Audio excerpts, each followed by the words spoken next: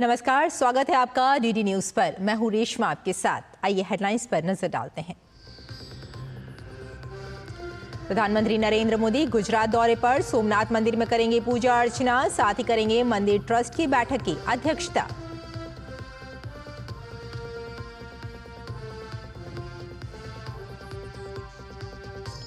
उत्तराखंड के चमोली में हिमस्खलन में फंसे 55 श्रमिकों में से 51 को बाहर निकाला गया। 4 की मौत। जोशीमठ और बद्रीनाथ में श्रमिकों का इलाज जारी। लापता श्रमिकों की तलाश में युद्ध स्तर पर जुटी टीम।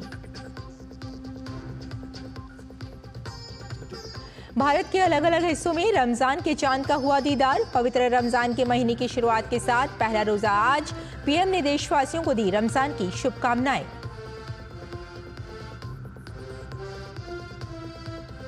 ब्रिटेन पहुंचे यूक्रेनी राष्ट्रपति ज़ेलेंस्की। आज यूरोपीय देशों की समिट में होंगे शामिल। ब्रिटेन के साथ $2.84 अरब के लोन एग्रीमेंट पर भी बनी सहमति।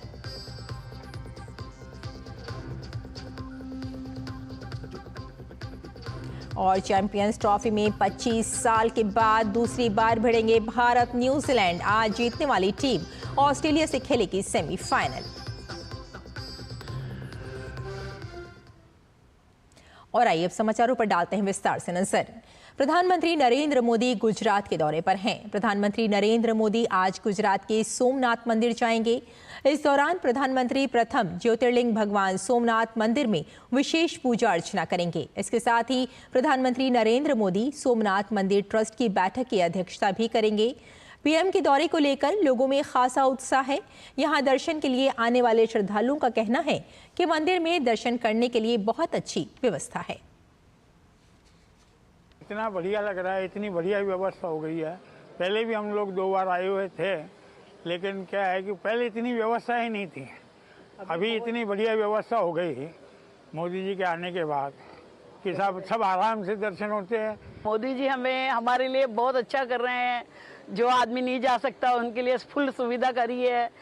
मतलब पहले बस सेवा दी है, उसके बाद में ये व्हील चेयर दी है, ये सब करा है। पहले ये सब व्यवस्थाएं नहीं थी, अभी बहुत अच्छा हो गया है। मोदी जी ने बहुत अच्छा काम किया है। बहुत ही अब सुविधा बहुत हो गई। सीनियर सिटीजन वो सब के लिए तो बहुत ही सुविधा हो गई है। बहुत अच्छा काम किया है। रियो से प्रथम ज्योतिर्लिंग, पूरे भारत में जो 12 ज्योतिर्लिंग है उनमें से फर्स्ट ज्योतिर्लिंग, प्रथम ज्योतिर्लिंग सोमनाथ महादेव, जिसके ऊपर आपने जैसे बताया कई आक्रांताओं ने हमला किया, उसको लूटा, उसको नष्ट किया। और सरदार वल्लभ भाई पटेल, कन्हैयालाल मुंशी जी और साथ में पूरी टीम जब सोमनाथ जी के दर्शन करने आए, तब मंदिर का खंडहर देख के उन्होंने समुद्र में से जल लेकर प्रतिज्ञा की थी कि ये इस मंदिर को हम भव्य से भव्य जैसे पहले था ऐसा बनाएंगे। उस टाइम कांग्रेस की सरकार थी। केंद्र में ऐसा प्रस्ताव पास हुआ कि भाई सरकार इसमें पैसा नहीं देगी। हमारे आदरणीय वड़ा प्रधान माननीय श्री नरेंद्र भाई मोदी जी जब से गुजरात के सीएम बने, तब से मंदिर के तरफ, भगवान की तरफ उनकी श्रद्धा और लगाव तो पहले से था ही, लेकिन जब से वो सीएम बने तब से मंदिर का कोई ना कोई काम उनके हाथों होता रहा है। और इसी खबर पर हमारे साथ हमारे संवाददाता नीरज जुड़ चुके हैं। आइए उनसे बात करते हैं। नीरज, जैसे कि हम सभी जानते हैं कि प्रधानमंत्री नरेंद्र मोदी अपने गुजरात दौरे पर हैं। सोमनाथ मंदिर में आज जाएंगे, पूजा अर्चना भी करेंगे। और इस लिहाज से अगर हम मंदिर की बात करें तो ये मंदिर धार्मिक और ऐतिहासिक दृष्टि से काफ़ी महत्व भी रखता है। साथ ही आज मंदिर ट्रस्ट की बैठक में पीएम शामिल होंगे, इसकी अध्यक्षता करेंगे। कितनी महत्वपूर्ण होगी ये बैठक? देखिए, बिल्कुल महत्वपूर्ण है कि आने वाले समय में किस तरह की सुविधाएं इस सोमनाथ मंदिर परिसर और उसके आसपास उपलब्ध कराई जाएं। इस बैठक में इस बात की चर्चा होगी। इसके साथ साथ ही मंदिर की जो भव्यता है उसको किस तरीके से बरकरार रखा जाए। मैं अपने कैमरामैन कश्यप से कहूँगा कुछ दृश्य आपको दिखाएं। मेरे पीछे जो मंदिर आपको दिखाई दे रहा है यही वो सोमनाथ का मंदिर है। 17 बार इस मंदिर पर आक्रांताओं ने, मुस्लिम आक्रांताओं ने हमला किया, मंदिर को तहस नहस किया। और सरदार वल्लभ भाई पटेल जब यहाँ पर पहुंचे थे तो ये मंदिर बहुत ही जीर्ण शीर्ण अवस्था में था और उसके बाद उन्होंने प्रतिज्ञा करी और आप इस मंदिर का भव्य जो रूप है वो आप देख रहे हैं। इस मंदिर पर अगर आप देखें जो कलश 1400 कलश इस मंदिर पर लगाए गए हैं और सभी कलशों में सोने की जो परत है वो चढ़ाने का जो काम है वो पूरा कर लिया गया है। मंदिर परिसर की अगर हम बात करें तो स्वच्छता और इसके अलावा जो सुविधाएं हैं उस पर खासा जो ध्यान है वो रखा गया है। प्रधानमंत्री यहाँ पर पहुंचेंगे 2 बजे के करीब और मंदिर में जो प्रथम ज्योतिर्लिंग है सोमनाथ भगवान के सामने पूजा अर्चना करेंगे। और निश्चित तौर पर आज का जो दिन है वो इसलिए भी खास है कि प्रधानमंत्री और शिव के बीच में जो लगाव है वो पूरा देश जानता है कि किस तरीके से प्रधानमंत्री नरेंद्र मोदी शिव भक्त हैं। चाहे केदारनाथ में ध्यान लगाने की बात हो, काशी विश्वनाथ में आपने देखा भी था कि किस तरीके से कॉरिडोर बनाया गया और उसको एक भव्यता दी गई। सोमनाथ मंदिर में भी लगातार प्रधानमंत्री काम करते रहे यहाँ की सुविधाओं के लिए, यहाँ की भव्यता के लिए। तो इस लिहाज से काफ़ी महत्वपूर्ण है। प्रधानमंत्री आएंगे और आधे घंटे के करीब भगवान सोमनाथ के सामने पूजा अर्चना करेंगे। बिल्कुल, कुल मिलाकर ये कहा जा सकता है कि मंदिर में जो श्रद्धालु आते हैं, जो भक्त आते हैं, उनकी सुविधाओं का ज़्यादा से ज़्यादा ख्याल रखा जाता है। और अगर हम प्रधानमंत्री नरेंद्र मोदी की बात करें तो कहीं ना कहीं ये भी कहा जा सकता है कि उनके धार्मिक विश्वासों को भी दर्शाता है ये दौरा। देखिए, बिल्कुल दर्शाता है। और इससे पहले भी आप देखें कि देश भर में अलग अलग, चाहे रामेश्वरम हो, दुनिया में और देश के अलग अलग हिस्सों में जहां पर भी हमारी धार्मिक आस्थाएं हिंदुओं की जुड़ी हुई हैं, भगवान शिव के प्रति विशेष तरह का जो श्रद्धा है वो प्रधानमंत्री मोदी के अंदर आपको दिखाई भी देती है। आपने देखा भी है कि जगह जगह किस तरीके से वो शिव मंदिरों में जाते हैं। चाहे केदारनाथ में आपने भी देखा कि ध्यान उन्होंने लगाया था, काशी विश्वनाथ में लगातार प्रधानमंत्री जाते रहते हैं, सोमनाथ में भी लगातार प्रधानमंत्री का दौरा रहता है और वो यहाँ पर पूजा अर्चना का जो काम है वो करते हैं। इस मंदिर की कई तरह की खासियत भी है और कई रहस्य भी हैं। आप देखें कि इस मंदिर का जो शिखर आपको दिखाई दे रहा है तो इस शिखर में एक साल में एक स्थिति ऐसी आती है कि चंद्रमा बिल्कुल इस शिवलिंग के बिल्कुल ठीक सिर के ऊपर रहता है। यानी कि आप देखें कि इस शिखर के बिल्कुल ठीक ऊंचे सीधाई में जो चंद्रमा है वो दिखाई देता है। तो ये रहस्य आज तक जो वैज्ञानिक हैं वो भी नहीं सुलझा पाए, क्योंकि ये जो शिवलिंग है वो खासतौर से ये कहा जाता है कि भगवान सोम यानी कि चंद्रमा है, उन्होंने ही इस ज्योतिर्लिंग की स्थापना करी थी और इसे जागृत ज्योतिर्लिंग कहा जाता है क्योंकि भगवान शिव यहाँ पर खुद उपस्थित हुए थे। इसके साथ ही मेरे लेफ्ट में हमारे कैमरामैन दिखाएंगे आपको एक बाण स्तंभ दिखाते हैं। ये भी कह सकते हैं कि एक रहस्य है इस मंदिर के बारे में। ये बाण स्तंभ आपको दिखाई दे रहा है। 6वीं शताब्दी में इस बाण स्तंभ का जो जिक्र है वो मिलता है। और आप एक जो बाण देख रहे हैं इस स्तंभ पर ये लिखा हुआ है कि यहाँ से और दक्षिणी ध्रुव यानी कि अंटार्कटिका तक कोई भी बीच में ऐसी जगह नहीं है जहां पर धरती हो। और इस बाण स्तंभ पर लिखा भी हुआ है आ समुद्र दक्षिण ध्रुव पर्यंत आबादित ज्योतिर्मार्ग, यानी समुद्र के इस बिंदु से दक्षिण ध्रुव तक सीधी रेखा में कोई पहाड़ या धरती का कोई हिस्सा नहीं है। इस तरीके से ये बिंदु से लेके और अंटार्कटिका तक अगर एक रेखा खींची जाए तो वहां पर आपको कोई भी जमीन नहीं दिखाई देगी। आप समझ सकते हैं कि 6वीं शताब्दी में इस स्तंभ को बना दिया जाना तो ये अपने आप में बताता है कि इस मंदिर का खासा महत्व है।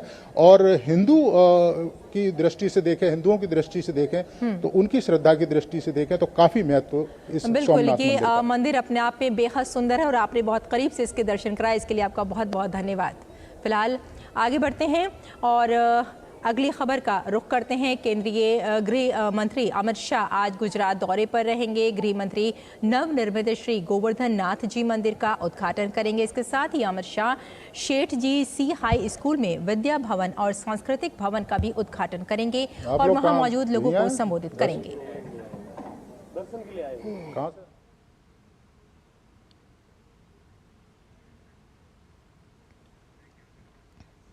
उत्तराखंड के चमोली में हिमस्खलन में फंसे 55 श्रमिकों में से 51 को बाहर निकाल लिया गया है। इनमें से 4 श्रमिकों की मौत हो गई है। हिमस्खलन से बाहर निकाले गए लोगों में से 23 का जोशीमठ के अस्पताल में इलाज चल रहा है।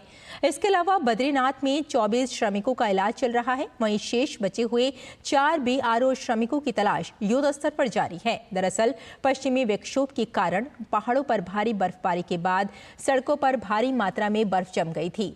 बीआरओ के श्रमिक इन बर्फ को हटाने का काम कर रहे थे, तभी अचानक हिमस्खलन हो गया, जिससे मौके पर मौजूद करीब 55 मजदूर इसके नीचे दबकर फंस गए। ये घटना शुक्रवार की सुबह करीब 5:30 बजे चमोली के माणा बाईपास हाईवे पर हुई। हिमस्खलन की सूचना मिलते ही प्रशासन युद्ध स्तर पर राहत और बचाव कार्य में जुट गया। बचाव कार्य में वायुसेना से भी मदद ली जा रही है, साथ ही प्रधानमंत्री कार्यालय से भी इसकी मॉनिटरिंग की जा रही है।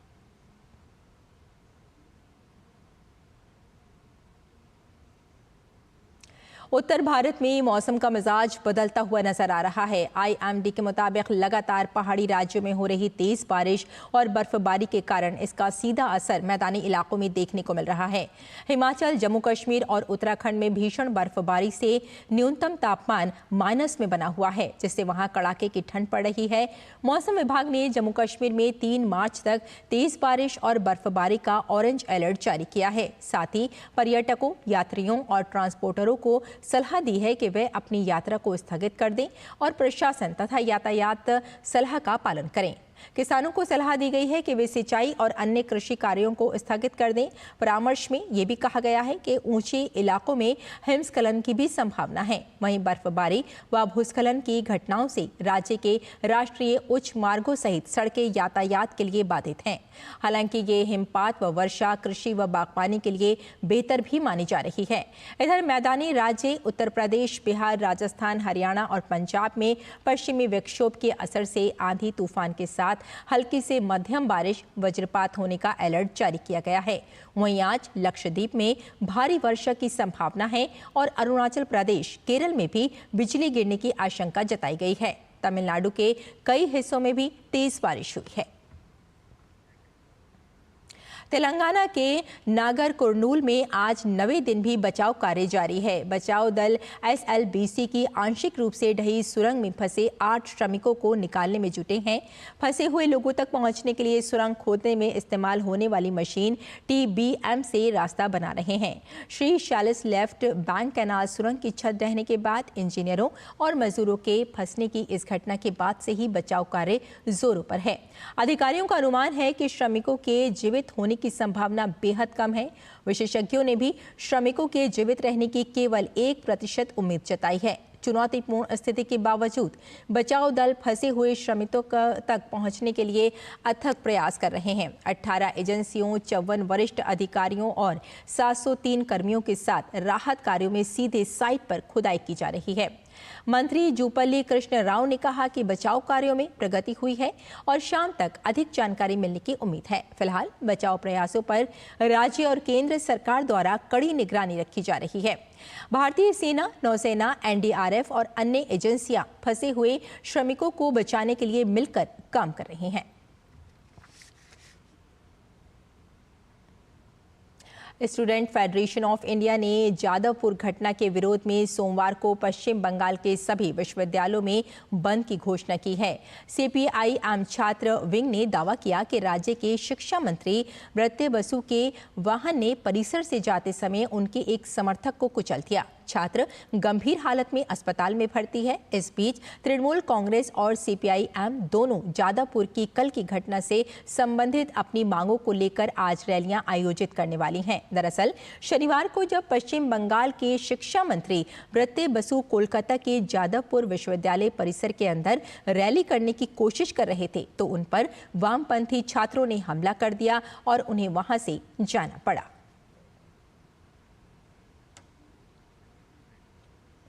और बुलेटिन में यहाँ रुकते हैं एक छोटी सी ब्रेक के लिए। जल्द हाजिर होते हैं। आप देखते रहिए DD न्यूज़।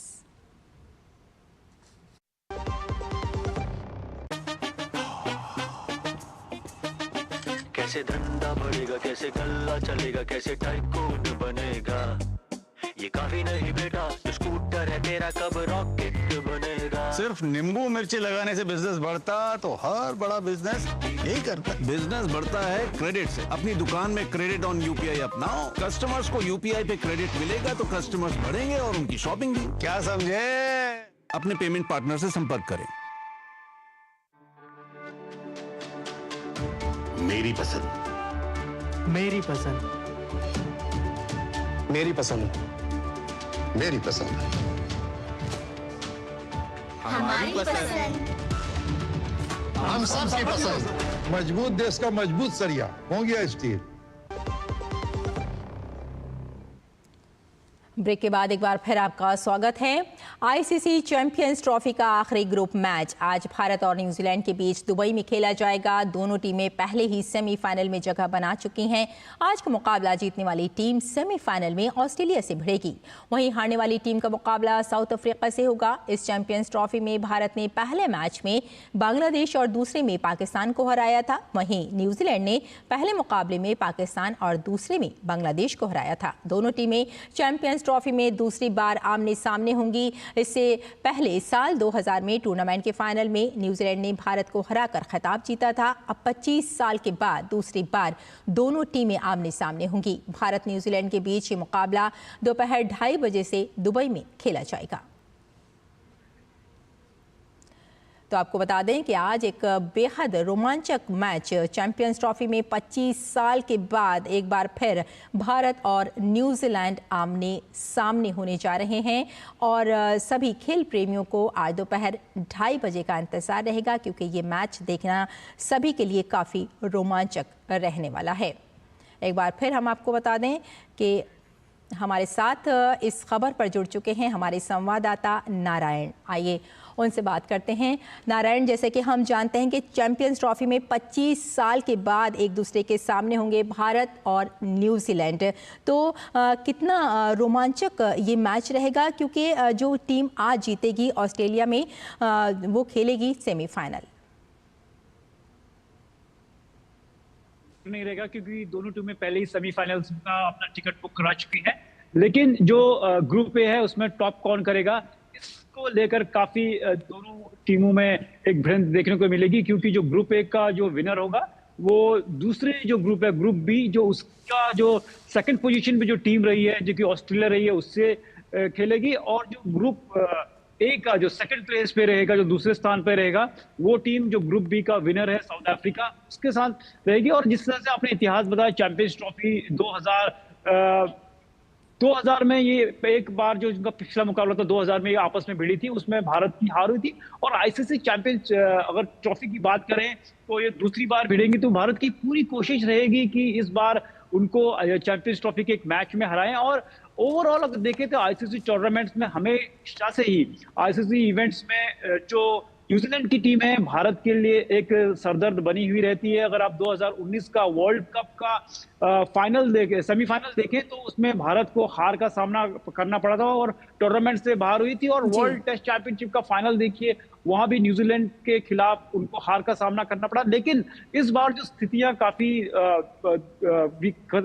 बदली हुई लग रही हैं, क्योंकि भारत की टीम काफी फॉर्म में है। जिस तरह से उनके स्टार बल्लेबाज फॉर्म में आ चुके हैं, विराट कोहली फॉर्म में है और शुभमन गिल फॉर्म में है, और रोहित शर्मा भी एक शानदार स्टार्ट देते हैं भारतीय टीम को।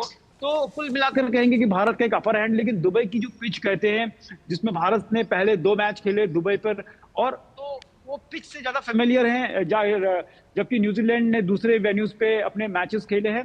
तो भारत को एडवांटेज रहेगा, और जो स्पिनर्स का काफी अहम रोल होने वाला है इस पिच पे, क्योंकि दुबई की पिच जो है स्पिनर्स को काफी फेवर करती है। बिल्कुल नारायण, बांग्लादेश और पाक को भारत ने अपने शुरुआती मैचों में हराया था। अगर हम बात करें कि जो आने वाले मैचेस हैं वो भारत के लिए कितने चुनौतीपूर्ण रह सकते हैं? जी बिल्कुल, क्योंकि भारत को सारे मैच दुबई में खेलने हैं, तो दुबई के पिच से काफी वो वाकिफ हैं। पहले 2 मैच उन्होंने इसी पिच पे खेले, लेकिन दोनों मैच चेस करते हुए खेले, और ये भारत ने विपरीत परिस्थितियों में किया, क्योंकि दोनों जो कंडीशंस थी दुबई में, वो पहले बैटिंग करते हुए खेलने के लिए ज्यादा फेवरेबल थी। लेकिन यहाँ पर जिस तरह के उन्होंने भारत ने टॉस हारने के बाद उसके बाद चेस करते हुए यहाँ पर मैच जीते, तो काबिले तारीफ है। लेकिन जो स्पिनर्स का यहाँ पर एक मुकाबला देखने को मिलेगा, क्योंकि जो अभी तक जो भारत के ओपोनेंट्स थे, चाहे वो बांग्लादेश हो चाहे पाकिस्तान हो, उनके पास एक खास उनके स्पिनर्स इतने टेक्निकली साउंड स्पिनर्स नहीं थे। लेकिन यहाँ पर न्यूजीलैंड की बात करें तो उनके जो स्पिनर्स हैं, सेंटनर हैं, ब्रेसवेल हैं, ग्लेन फिलिप्स हैं, काफी शानदार स्पिनर्स हैं। और सबसे जो अहम बात है कि जो न्यूजीलैंड के जो खिलाड़ी हैं, जो स्पिनर्स को बड़े शानदार रूप से खेलते हैं। अगर आप देखिए कि जो टेस्ट सीरीज भारत में हुई थी, वहां जो उन्होंने भारतीय स्पिनर्स को टैकल किया था, और पहली बार 3 मैच की सीरीज में भारत को किसी देश ने व्हाइट वॉश किया था। तो कहीं ना कहीं ये मुकाबला एक कांटे का होने वाला है, और भारत के जो बल्लेबाजी है, जो गेंदबाजी है, पहली बार उसको इस मैच में टेस्ट मिलने वाला है, क्योंकि न्यूजीलैंड भी शानदार फॉर्म में है। लेकिन जिस तरह से जो चीजें परिस्थितियां बदली हैं, लगातार भारत दुबई की पिच पे खेल रहा है, तो कहीं ना कहीं एक अपर हैंड है भारत के पास। और भारत जिस तरह से 2023 का वर्ल्ड कप था, वहां भी जो भारत ने जिस तरह से उनको ग्रुप मैच में हराया, कि सेमीफाइनल में हराया, तो हाल जी नारायण, बिल्कुल आप अपनी नजर बनाए रखें। फिलहाल इस अपडेट के लिए आपका बहुत बहुत धन्यवाद। आगे बढ़ते हैं। रमजान के पवित्र महीने की शुरुआत हो गई है। आज रमजान का पहला रोजा है। वैसे सऊदी अरब, कतर, ओमान और अन्य खाड़ी देशों के अलावा ऑस्ट्रेलिया, इंडोनेशिया और अफगानिस्तान में शनिवार को रमजान का पहला रोजा हुआ, जबकि Bharat, Pakistan, Bangladesh, Singapore, Malaysia, Japan और फिलीपींस आदि में रमजान का पहला रोजा आज है। रमजान मुस्लिम समुदाय के लिए एक पवित्र महीना है। ईद उल फित्र का त्यौहार 31 मार्च को मनाया जाएगा।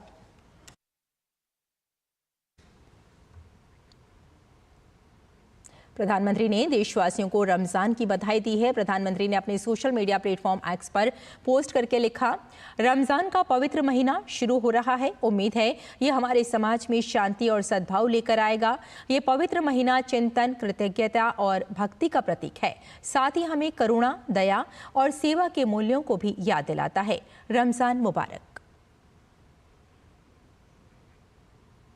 रमजान के चलते बाजारों में भी चहल पहल बढ़ गई है। लोग बड़ी संख्या में खरीदारी करने के लिए बाजारों में उमड़ रहे हैं। खास तौर पर इफ्तार और सहरे के लिए ज़रूरी सामान जैसे खजूर, फल, सूखे मेवे, सिवैयाँ, शरबत, डेयरी उत्पाद और मसालों की बिक्री में इजाफा हुआ है।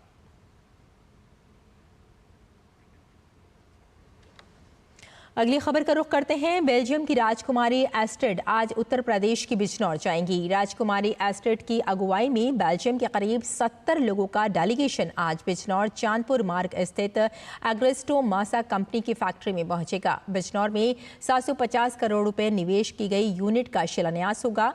कार्यक्रम में उत्तर प्रदेश के मुख्यमंत्री योगी आदित्यनाथ भी शामिल होंगे।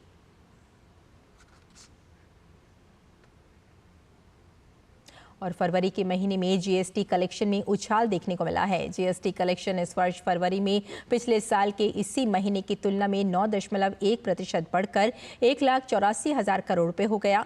फरवरी लगातार 12वां महीना है जब 1,70,000 करोड़ रुपए से अधिक जीएसटी का संग्रहण हुआ है। आंकड़ों के अनुसार केंद्रीय जीएसटी से 35,204 करोड़ रुपए, राज्य जीएसटी से 43,704 करोड़ रुपए, एकीकृत जीएसटी से 90,870 करोड़ रुपए और मुआवजा उपकर से 13,868 करोड़ रुपए प्राप्त हुए। फरवरी के दौरान 20,889 करोड़ रुपए का रिफंड हुआ। रिफंड में छूट के बाद फरवरी में शुद्ध जीएसटी संग्रह 8.1% बढ़कर लगभग 1,63,000 करोड़ रुपए हो गया। सकल जीएसटी राजस्व में फरवरी के दौरान घरेलू राजस्व में 10.2% की वृद्धि के साथ 1,42,000 करोड़ रुपए और आयात से राजस्व में 5.4% की वृद्धि के साथ 41,702 करोड़ रुपए शामिल हैं। पिछले वर्ष फरवरी में सकल जीएसटी राजस्व संग्रहण 1,68,000 करोड़ था। इस साल जनवरी में जीएसटी कलेक्शन सालाना 12.3% के उछाल के साथ 1,96,000 करोड़ रुपए रहा। और दिल्ली के उपराज्यपाल वीके सक्सेना ने नई दिल्ली में फ्लावर फेस्टिवल का उद्घाटन किया। इस मौके पर उन्होंने प्रधानमंत्री नरेंद्र मोदी का जिक्र करते हुए दिल्ली को बहुत ही खूबसूरत शहर बनाने की बात पर भी बल दिया। पेश है हमारे संवाददाता गिरीश निशाना की यह खास रिपोर्ट। नई दिल्ली नगर पालिका परिषद यानी एनडीएमसी नई दिल्ली क्षेत्र में वसंत ऋतु उत्सव मनाने की श्रृंखला में एनडीएमसी ट्यूलिप उत्सव और पार्क में संगीत समेत कई तरह के कार्यक्रम आयोजित कर चुकी है और अब बारी फ्लावर फेस्टिवल की है। जी हां, कनॉट प्लेस के सेंट्रल पार्क में दिल्ली के उपराज्यपाल विनय कुमार सक्सेना ने 2 दिवसीय फ्लावर फेस्टिवल का शनिवार को उद्घाटन किया। इस मौके पर एनडीएमसी चेयरमैन केशव चंद्रा, सचिव तारिक थॉमस और एनडीएमसी सदस्य अनिल वाल्मीकि मुख्य रूप से मौजूद रहे। दिल्ली के उपराज्यपाल ने इस मौके पर कहा कि पिछले 2.5 सालों में दिल्ली में अद्भुत बदलाव आए हैं। जगह जगह सड़कों पर फूल दिखाई देते हैं। जो हमने सपना देखा था कि दिल्ली को फूलों का शहर बनाया जाए, उसमें आप सभी का बहुत योगदान है। उन्होंने पीएम नरेंद्र मोदी का जिक्र करते हुए दिल्ली को बहुत ही खूबसूरत शहर बनाने की बात पर भी बल दिया। 2.5 सालों के अंदर जो बदलाव आए हैं वो अद्भुत हैं। जगह जगह पर आपको सड़कों पे फूल दिखाई पड़ते हैं, राउंड अबाउट्स में फूल दिखाई पड़ते हैं, गार्डन्स में फूल दिखाई पड़ते हैं। दिल्ली के अंदर एक जैसे बदलाव आ रहा है, मुझे यकीन है कि आने वाले समय में जो एक सपना देखा गया था कि दिल्ली को फूलों का शहर बनाया जाए, उसमें हम सफल होंगे। अभी आपने शायद कुछ दिन पहले ही माननीय प्रधानमंत्री जी का भी स्टेटमेंट सुना होगा। उन्होंने भी कहा है कि दिल्ली को हमें बहुत ही खूबसूरत शहर बनाना है। फ्लावर फेस्टिवल में 36 प्रकार के फूल शामिल किए गए हैं, जिन्हें 10,000 से ज्यादा गमलों में देखा जा सकता है। यह फूलों से बनाई गई विशालकाय जानवरों और पक्षियों की आकृतियां, छोटे छोटे गार्डन और कलात्मक प्रदर्शन भी फ्लावर फेस्टिवल का आकर्षण बने हुए हैं। फ्लावर फेस्टिवल को फूलों के प्रदर्शन और सजावट के लिए 18 अलग अलग वर्गों में बांटा गया है। इसमें मुख्य आकर्षण विभिन्न मौसमों के फूल, dahlia, petunia, pansy salvia, marigold आदि के फूलों वाले गमले, गमले वाले पौधों का समूह, ट्रे गार्डन, बड़े आकार की हैंगिंग बास्केट शामिल हैं। इसके अलावा फूलों से तैयार महिला सशक्तिकरण, बेटी बचाओ बेटी पढ़ाओ और सांसें हो रही हैं कम, आओ पेड़ लगाएं हम के संदेश भी बखूबी दिए गए हैं। एनडीएमसी द्वारा आयोजित इस 2 दिवसीय फ्लावर फेस्टिवल में यहाँ 10,000 से ज़्यादा गमलों में 36 प्रजातियों के फूलों को देखा जा सकता है। अगर आप भी इस फ्लावर शो में आने का मन बना रहे हैं तो जरूर चले आइए, क्योंकि यहाँ आपको विशालकाय आकृतियों में जानवरों की आकृति देखने को मिलेंगी जो फूलों से तैयार की गई हैं, तो वहीं फूलों के माध्यम से बहुत सुंदर संदेश भी देने के प्रयास किए गए हैं। कैमरामैन प्रमोद नेगी के साथ गिरीश निशाना, डीडी न्यूज, दिल्ली।